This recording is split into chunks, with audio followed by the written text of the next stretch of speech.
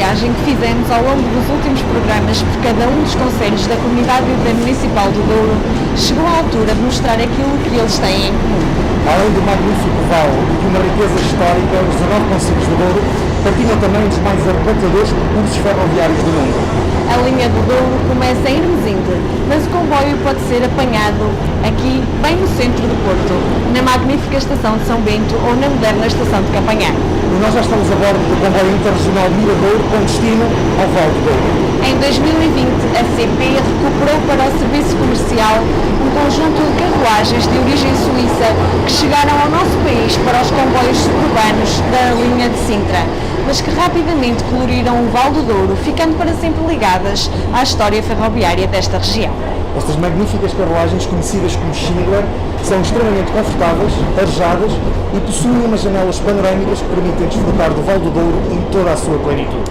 E foi o comboio que revolucionou o transporte do vinho, tornando obsoletas as perigosas viagens de barco-rabelo. O bago de uva, que por estes dias está suculento nas vieiras do Douro, vai ser apanhado na vindima, pisado no lagar, engarrafado no armazém e transportado até ao Porto. O vinho, que se designou do Porto, apesar de produzido no Douro e armazenado em Gaia, era assim transportado para todo o mundo. E a nossa viagem de hoje começa onde costumava terminar a viagem de uma garrafa de vinho do Porto, antes da sua venda. O nosso destino é o Vale Encantado. O Porto, em concreto o seu centro histórico, é o primeiro dos sítios classificados como Património Mundial da Unesco que podemos visitar numa viagem pela linha ferroviária do Douro. O Centro Histórico do Porto desenvolveu-se a partir de um pequeno núcleo situado no Morro da Sé, no qual se documenta uma ocupação humana que remonta ao milénio I a.C. As sucessivas ocupações fizeram convergir os mais variados interesses sociais e económicos que foram ampliando e modificando a cidade. A classificação do Centro Histórico do Porto assenta no notável valor universal do seu tecido urbano e pelos seus inúmeros edifícios históricos que testemunham o desenvolvimento ao longo do último milénio de uma cidade europeia virada para o Ocidente pelas suas ligações comerciais e culturais. A articulação harmoniosa das ruas com o espaço envolvente, em especial com o Rio Douro e Vila Nova de Gaia, apresentam uma unidade visual que atribui à cidade um dos seus aspectos mais importantes, o seu cariz panorâmico. A estação de Porto de São Bento, conhecida no passado como a Estação Central do Porto, é um dos principais monumentos da cidade.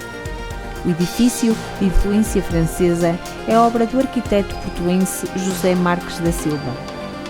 Foi oficialmente inaugurada em 5 de outubro de 1916, apesar de já funcionar há 20 anos.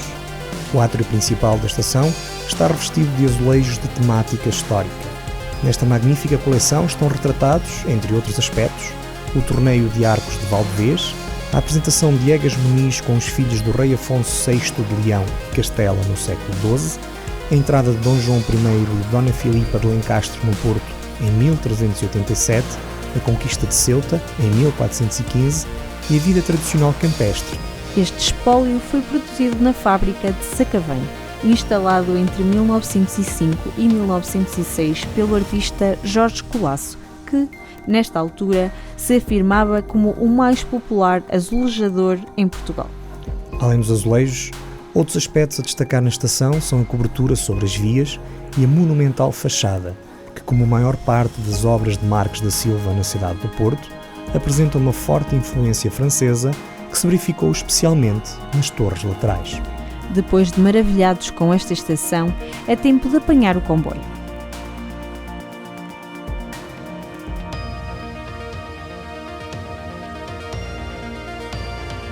A locomotiva da English Electric, com o número de série 1400, está ansiosa por galgar os vales até mergulhar no seu habitat natural, junto ao Rio Douro. Foi em 1867 que o governo propôs a construção das linhas do Porto a Braga e à fronteira do Minho e do Porto ao Pinhão. Iniciava-se o processo de construção do caminho de ferro a norte do Rio Douro, confirmando-se este pela aprovação em decreto de lei de 2 de julho do mesmo ano. Os primeiros trabalhos de construção do caminho de ferro ao norte do Douro iniciaram-se 5 anos depois. O seu percurso inicial das proximidades de Campanhã até à localidade de Irmesinde seria comum ao caminho de ferro do Val do Douro. As obras da linha do Douro iniciar-se-iam a 8 de julho de 1873, através de uma região acessível e sem grandes acidentes de terreno até Penafiel. Com a área metropolitana do Porto a ficar paulatinamente para trás, apesar da elevada velocidade a que o comboio circula neste modernizado troço, é nas terras de Tâmega e Sousa que surgem os primeiros motivos de interesse da linha do Douro. A linha do Douro cruza o território da Rota do Românico, passando pelos municípios de Paredes, Penafiel, Lousada, Amarante, Marco de Canaveses e Baião. Não poderíamos ficar indiferentes ao privilégio de, a menos de 3 km de todas as estações do território do Tâmega e Sousa, surgirem monumentos da Rota do Românico e outras atrações turísticas. Mas deixamos também o convite a visitar toda esta região. A pouco mais de 1 km da estação de Sete, o Mosteiro de Paço de Sousa. Foi fundado no século X e serviu de refúgio nas invasões de Almansor em 994. Foi posteriormente desocupado e em 1834 foi vendido em asta pública. Em Paredes, convidamos-te a visitar o Circuito de Arte Pública. Este circuito transformou a cidade de Paredes num museu aberto de arte contemporânea, acessível a todos e em estreita relação com a comunidade local e o seu património edificado. Tens 18 obras à tua disposição de artistas nacionais e internacionais. O Museu Municipal de Penafiel, situado em pleno centro histórico e comercial da cidade e num dos edifícios mais emblemáticos para a comunidade penafidelense. Atualmente instalado no Palacete dos Pereira do Lago, na Rua do Paço. Além das 5 salas temáticas, o museu integra 4 núcleos museológicos espalhados pelo concelho. E sem darmos por isso, estamos já no ponto mais alto da linha do Douro, a Estação de Caído. Aqui, a nossa proposta é mais saborosa. As rotas gourmet propõem partir à descoberta de Lousada e dos seus sabores, durante todo o ano. Um percurso pela tentadora gastronomia de Lousada com visita ao património histórico do concelho. Há 3 itinerários a descobrir, como o bom sabor dos velhos tempos. As verdadeiras dificuldades na construção do caminho de ferro do Douro iam agora começar à medida que deixamos o Tâmega e Sousa e caminhamos para o Douro. Surgiram os primeiros túneis, pontes e viadutos, e a via férrea teria agora que atravessar um terreno difícil, numa sucessão de valeiros e montes, até se encaixar na garganta do Douro, por alturas da Pala. Uma linha tão romântica como a do Douro teria que ser imortalizada nas grandes obras literárias. Em A Cidade e as Serras de Eça de Queiroz, Jacinto, ferrenho adepto do progresso, vê na viagem entre Paris e o Douro o comboio como o simbolismo da inovação tecnológica. E precisamente porque nesse tempo e nesse mundo de Eça de Queiroz, a viagem entre Paris e o Porto era mesmo uma possibilidade pela linha do Douro. Bom, mas a viagem de Jacinto não é fácil.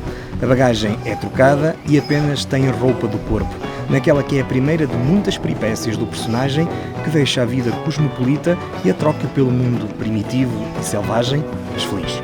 Aconselhamos-te a não perder a bagagem, mas a perder-te pelos caminhos de Jacinto até à Fundação Eça de Queiroz, lá em cima. Vai, podes subir. Segues viagem connosco no próximo comboio.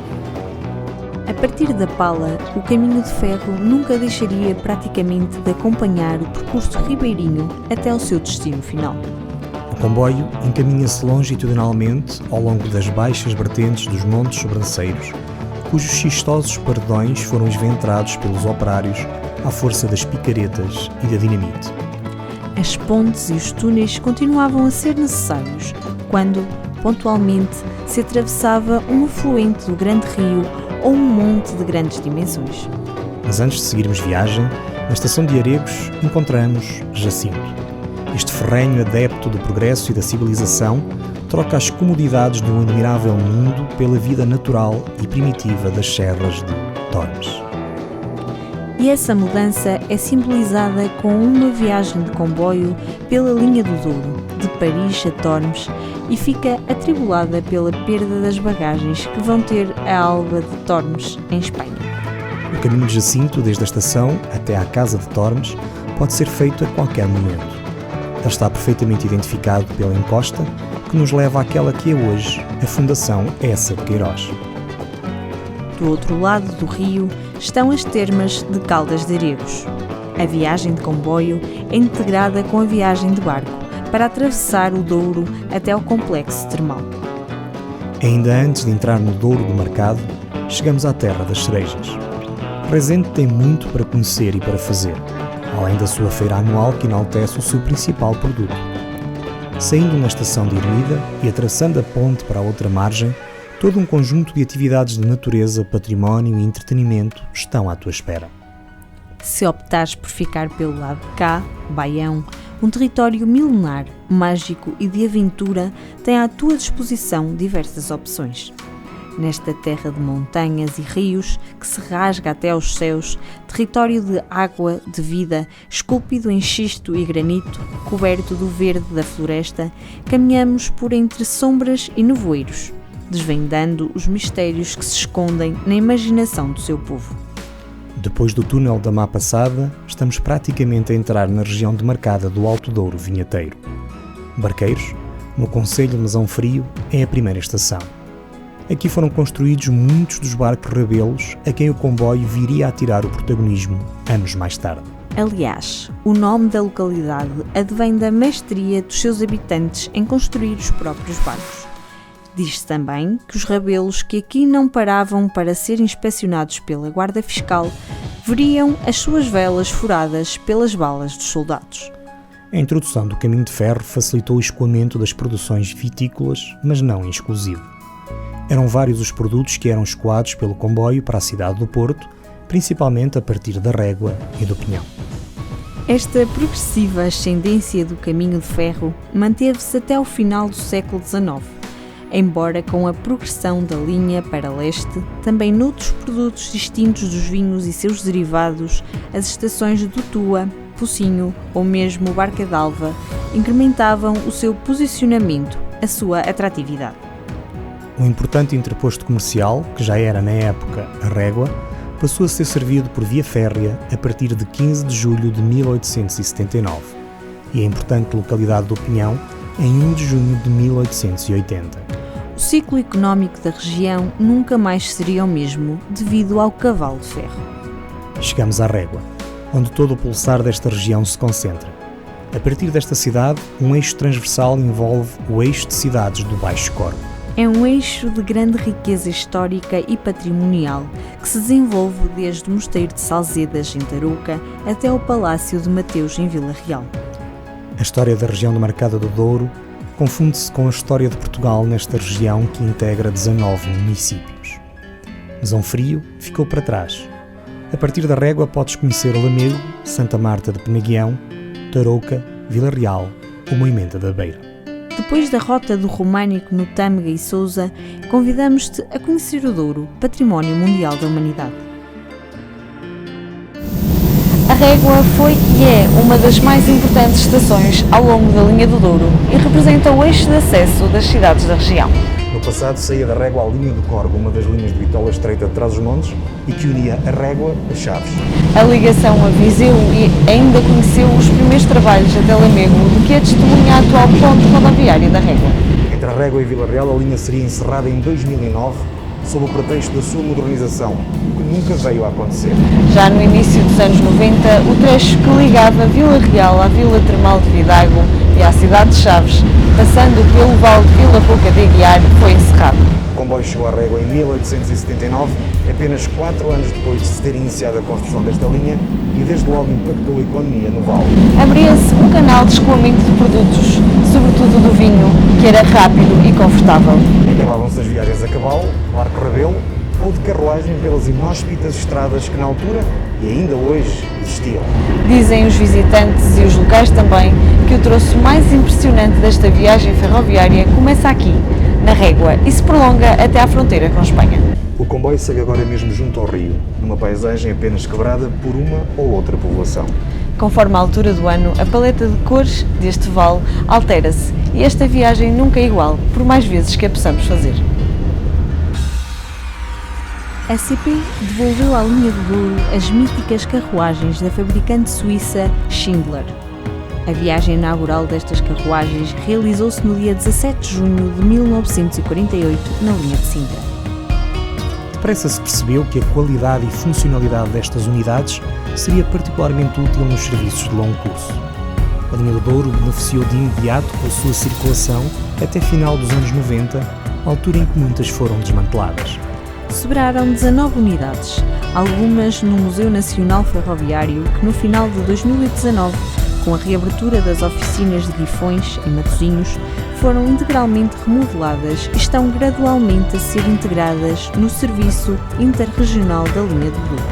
Um investimento relativamente reduzido permitiu rever o sistema de aquecimento, colocar bancos mais confortáveis, pintar e adequar as carruagens ao serviço de longo curso. Mas a sua principal mais-valia são as amplas janelas que se abrem e permitem um debruçar pelo vale. Desde que estão ao serviço, a procura na linha do Douro mais do que duplicou e, apesar de não disporem de ar-condicionado, a experiência de contacto com o Vale do Douro é indescritível.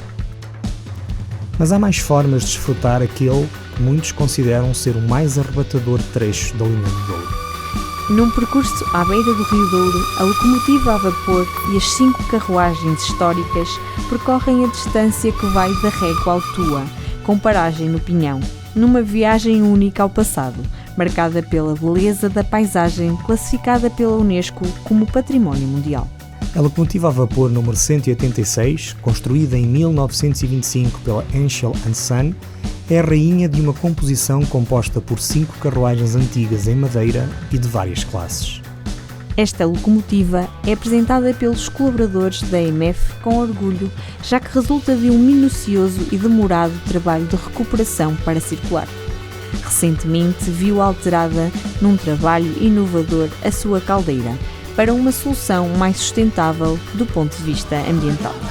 A bordo, os passageiros esquecem o século XXI e deixam-se envolver pelo apito estridente, pelos detalhes nas carruagens de madeira, pelos cantares típicos da região, pela animação, pelo brinde com um envelhecido vinho fino, pelos doces reboçados da régua e, claro, pela deslumbrante paisagem. Se quiseres uma experiência mais presidencial, terás que esperar mais algum tempo. O comboio presidencial é a joia da coroa do património ferroviário português. Esta composição transportou durante mais de um século presidentes, chefes de Estado, reis e papas. Foi construída em 1890, serviu a corte do rei Dom Luís I como comboio real. Rebatizado como comboio presidencial no início do século, transportou os chefes de Estado portugueses até 1970, altura em que foi oficialmente retirado de circulação. Magnificamente restaurado em 2010, o mobiliário e charme que o tornaram icónico mantêm-se intactos e está desde então em exposição no Museu Nacional Ferroviário como a mais emblemática peça da nossa história ferroviária. Ocasionalmente, poderás vê-lo circular na linha do Douro, entre o Porto e o Vesúvio, numa experiência única que envolve todos os sentidos. Talvez um dia volte a engrandecer as paisagens do Douro. Entretanto, chegamos ao Pinhão, a mais bela estação ferroviária da linha do Douro e, dizem os locais, do mundo. A paragem é obrigatória para observar os 24 azulejos policromados e embutidos nas paredes do edifício. Eles contam-te a história destas gentes e gravam para a eternidade uma época áurea da região. Depois de contemplares esta magnífica coleção e dares um saltinho à marginal do Rio Douro, convidamos-te a conhecer Armamar, Tabuaço, Penedono, Sernancelho, Sabrosa, Alijó e Mursa. Quando inicialmente projetada, a linha do Douro seria para construir apenas até ao Pinhão. O desenvolvimento da região e a influência da Dona Antónia Ferreira, aliada ao interesse comercial da burguesia portuense, depressa expandiram os planos até à fronteira, Salamanca e Madrid. Dona Antónia Adelaide Ferreira ficou conhecida por se dedicar à produção de vinho do Porto e pelas notáveis inovações que introduziu. Sabe-se que a Ferreirinha, como era carinhosamente conhecida, lutou contra a falta de apoios dos sucessivos governos, mais interessados em construir estradas e comprar vinhos espanhóis. debateu-se contra a doença da vinha, a filoxera, e deslocou-se à Inglaterra para obter informação sobre os meios mais modernos e eficazes de combate a esta peste, bem como processos mais sofisticados de produção do vinho. A Quinta do Vesúvio, uma das suas muitas propriedades, era por ela percorrida e vigiada de perto. Quando faleceu, em 1896, deixou uma fortuna considerável e perto de 30 quintas. Do Douro para o mundo, passou a lenda da sua tenacidade e bondade. O Vesúvio é apenas um pitoresco e pequeno piadeiro. Mas o grande ponto de interesse é mesmo a Quinta do Vesúvio, onde Dona Antónia Adelaide Ferreira, a Ferreirinha, passou grande parte da sua vida. A visão desta enorme personalidade, a quem os dourienses evocam sempre que as dificuldades apertam, mudou a região que hoje conhecemos. Além de toda a inovação que introduziu na produção do vinho do Porto e na proteção das vinhas, ela também desempenhou um relevante papel na expansão da linha do Douro. À medida que se estabeleceu com as suas quintas no Douro Superior e percebendo a importância do comboio, também ela se deve à pressão para que a empreitada se tivesse realizado para lá do Pinhão. Atrás de nós, a Quinta do Vesúvio pertence hoje à Symington Family Estates, empresa líder mundial da produção de vinho do Porto, que desde 1882 está em Portugal, contando atualmente com 26 quintas. A magnífica Quinta do Vesúvio é uma das melhores propriedades da região do Douro, com 326 hectares, dos quais 133 são plantados com vinha. A vasta riqueza de microclimas, o contraste entre cotas, que vão desde os 100 até aos 496 metros, os baixos rendimentos e a escassa precipitação dão aos seus vinhos uma estrutura, complexidade e potencial de envelhecimento inigualáveis. Mais do que qualquer outro lugar no Douro, a Quinta do Vesúvio tem uma beleza encantadora e memorável. As quintas onde se produz o precioso néctar pautam a paisagem praticamente desde Barqueiros e até à fronteira com Espanha, em Barca d'Alva. O Lanço Pinhão Tua entrou em serviço a 1 de setembro de 1883 e Tua Pocinho em 10 de janeiro de 1887, passando a via férrea neste troço a localizar-se na margem esquerda do Douro. A estação de Tua foi no passado um grande entreposto ferroviário e a porta de entrada no distrito de Bragança. A construção da barragem do Tua amputou a linha homónima e desligou-a da restante rede nacional. Os comboios nunca mais voltaram a apitar no Vale do Tua. Ainda assim, a partir do Tua convidamos-te a visitar Carraseda de Anciães, onde o lago artificial da barragem criou novos pontos de interesse. Mais à frente, já na Ferradosa e transposto o temível Caixão da Valeira, agora amansado pela barragem, o convite é para se conhecer o concelho de São João da Pesqueira, a partir da mítica aldeia de São Xisto. A barragem da Valeira, construída contemporaneamente com as restantes que se vislumbram na viagem de comboio nos anos 70 e 80, obrigou a uma alteração do traçado ferroviário.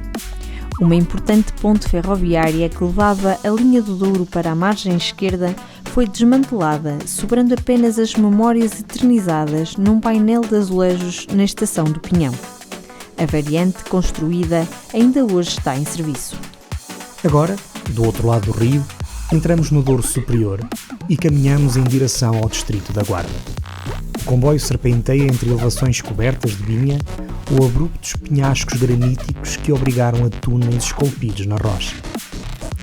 O Douro, classificado pela sua paisagem evolutiva e trabalhada pelo homem, tem aqui o seu máximo expoente. Praticamente não há aldeias, só vinhas. Apenas o silêncio é interrompido pelo soar da locomotiva English Electric, que a cada buzina dela demonstra uma tremenda alegria por trilhar uma vez mais os carris deste vale.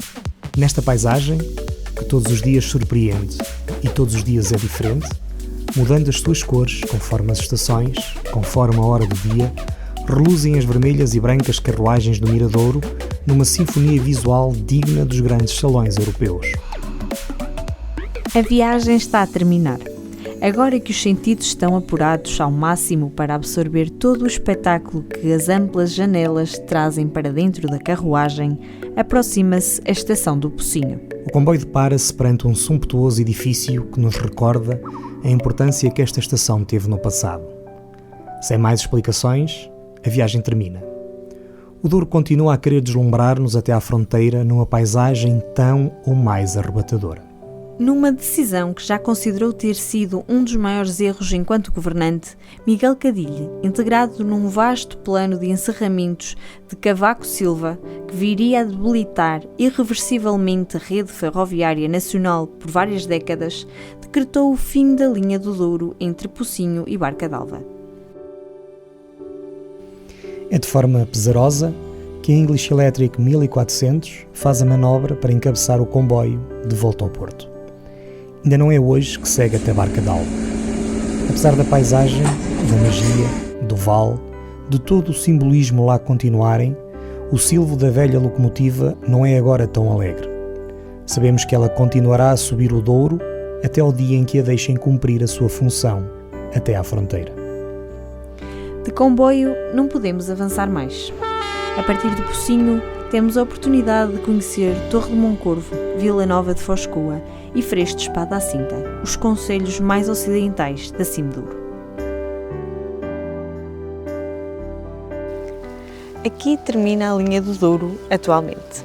Os carris sem óleo e a vegetação são a prova de que este património ferroviário não merece a atenção devida, ainda que esteja desativado. Mas nós vamos continuar a viagem, para que um dia também tu possas fazer sobre carris. Chegados ao Pocinho, a riqueza de tudo o que já vos mostramos é avassaladora. Não faltam motivos de interesse e locais para visitar. O problema é que o Douro, daqui até à fronteira, é qualquer coisa de extraordinário. E só de comboio é que podemos desfrutar desta riqueza natural e paisagística. Continua connosco. Nós vamos levar-te a mais 2 patrimónios mundiais e mais uma mão cheia de sítios para conhecer. E o primeiro é já aqui, ao virar da esquina, no Vale do Coa.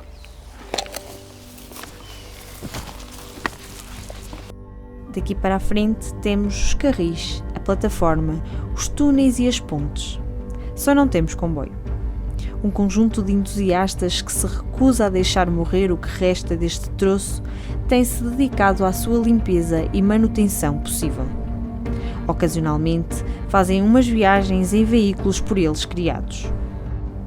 Contudo, o objetivo é que a linha reabra e esse tem sido o desígnio dos autarcas da região do Douro, a que se juntam os de Figueira de Castelo Rodrigo e os do Tâmega e Sousa. Recentemente, uma petição foi discutida no Parlamento e os cenários técnicos e económicos apresentados. Até lá, podemos só imaginar, dos poucos pontos de acesso ao vale, de quanto magnífica é esta paisagem, vista das janelas da Schindler. Neste trecho, a vinha é salpicada, na primavera pelas amendoeiras em flor. A primeira estação depois do Pocinho é Coa. A escassos metros do museu e das gravuras rupestres, também elas classificadas como Património Mundial, está aqui mais um dos pontos de interesse desta linha. Quando nos anos 90 a construção da barragem do Coa foi suspensa por forma a se preservar o património arqueológico, entretanto descoberto, surgiu o Museu do Coa. Estas gravuras prolongam-se ao longo de 17 km no rio Coa e puseram esta região no mapa do mundo. A viagem continuaria. Ainda no concelho de Vila Nova de Foscoa, as estações de Castelo Melhor e Almendra sucedem-se no vale.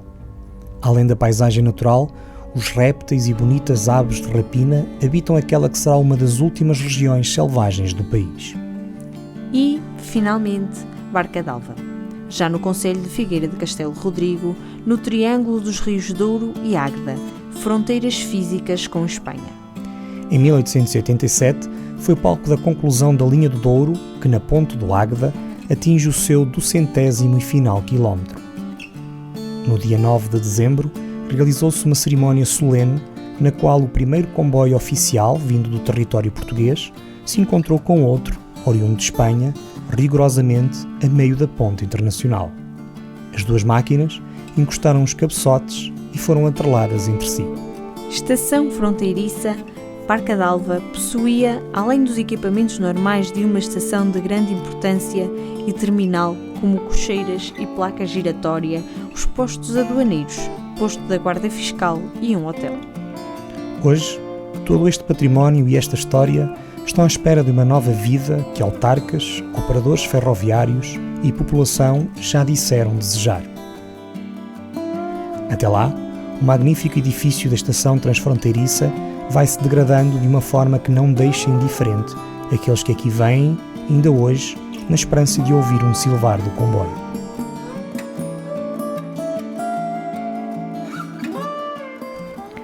A locomotiva English Electric da série 1400 que deixamos no Pocinho está já provavelmente a chegar à régua. Sim, porque estes pouco mais de 20 km demoram por estrada cerca de 50 minutos. E só em alguns pontos nos conseguimos aproximar do vale para o contemplar. A aldeia de Barca d'Alba tem ainda algum movimento do tráfego fluvial cuja via navegável aqui termina. Mas falta o burburinho de outros tempos. O estado da estação ferroviária é desolador. Aqueles que a viram como um interposto fronteiriço com toda a vitalidade e dinamismo têm dificuldade em compreender como em pleno século XXI é possível deixar património público neste estado. É urgente que os comboios voltem a silvar por este vale acima e com o turismo e com as populações que teimam em aqui viver, devolver a esta linha a importância que sempre teve. É tempo de recuperar este património para ser usufruído por todos e que tantas histórias encerra nestas paredes. Os comboios têm que voltar a chegar aqui, vindos do Porto e de Salamanca. Enquanto do lado português se caminhava para a fronteira, do lado espanhol reuniam-se capitais para a construção de um troço que, encaminhando-se para o Vale do Douro, desse continuidade ao seu caminho de ferro, pondo-o em contacto com os planaltos interiores de Castela, a partir dos quais facilmente se alcançariam Salamanca e Madrid. As dificuldades de construção foram particularmente sentidas na parte terminal. Tratava-se de uma linha que se bifurcava do caminho de ferro de Salamanca à Beira Alta, no lugar de Boadilla, Fuente de San Esteban. Encaminhando-se deste ponto para o noroeste, percorria extensas planuras até ao povoado de Lombrales, na estrada de Vitigudino, e aí chegou, como ramal temporário, no início de 1887. Continuando-se a sua construção, tomou-se contacto com as primeiras adversidades do terreno, à medida que se ia avançando na direção de La Freireneda e da Garganta do Águeda. A partir deste ponto, foi necessário construir uma autêntica via férrea alpina. Em apenas 17 km construíram-se, com capitais portugueses, 13 grandes pontes metálicas e numerosos túneis para que se estabelecesse entre o Porto e a restante Europa a mais direta via terrestre que existiu até hoje.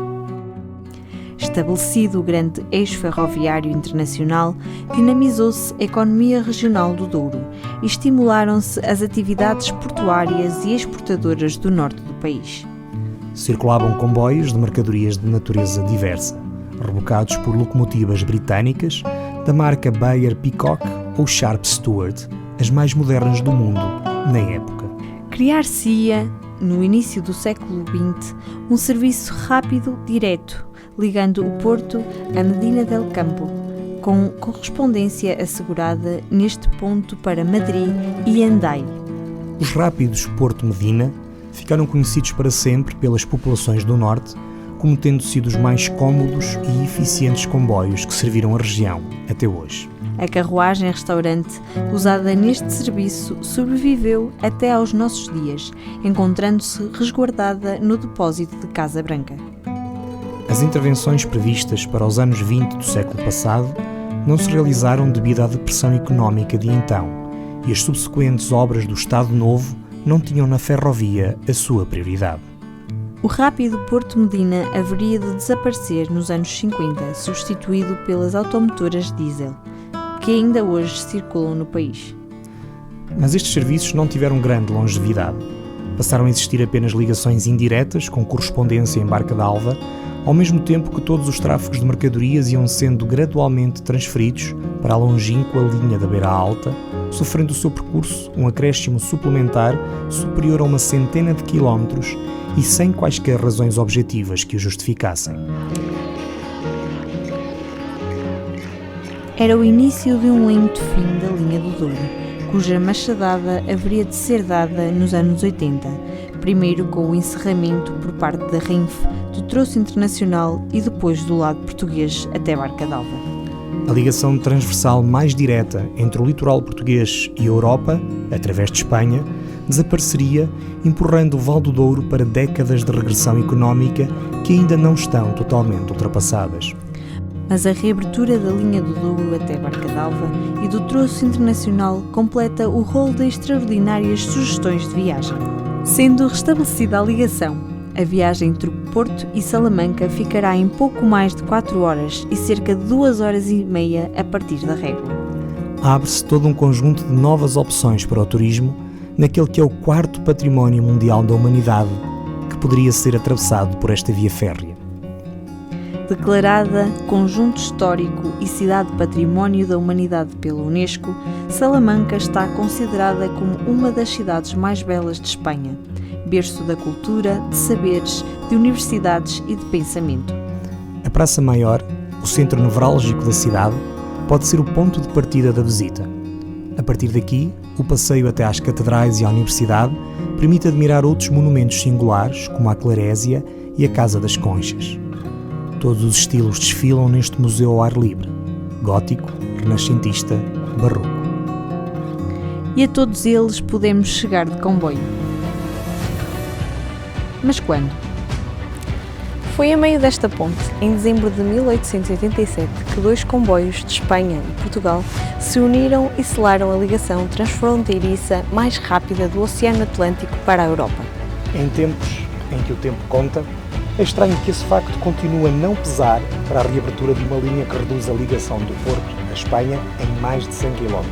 A construção da linha do Douro, esta notável obra de engenharia, quer do lado português, quer do lado espanhol, foi uma epopeia que durou apenas 14 anos. Com a tecnologia disponível no início do século XIX, todas estas pontes, viadutos e túneis constituem um hino à capacidade humana, quer do nosso lado, mas sobretudo do lado de Espanha. Começamos no Porto, percorremos a rota do Românico do Tâmega e Sousa, perdemos-nos no Alto Douro Vinheteiro, mergulhamos nas figuras do Val do Coa e visitamos a Plaza Maior de Salamanca. São 4 regiões classificadas pela Unesco como Património Mundial da Humanidade. São dezenas de locais para visitar quase sem sair de comboio. É, provavelmente, a linha de comboio mais rica do mundo. É, de certeza, a linha de comboio com mais histórias, emoções e paixões que te podem despertar por um território mágico ao longo de um vale encantado. Então, por que continua toda esta riqueza inacessível? Já no Porto, a locomotiva que nos acompanhou nesta viagem prepara-se para voltar a subir o vale. Será que na próxima viagem a encontraremos na ponte do Rio Águeda, ao quilómetro 200?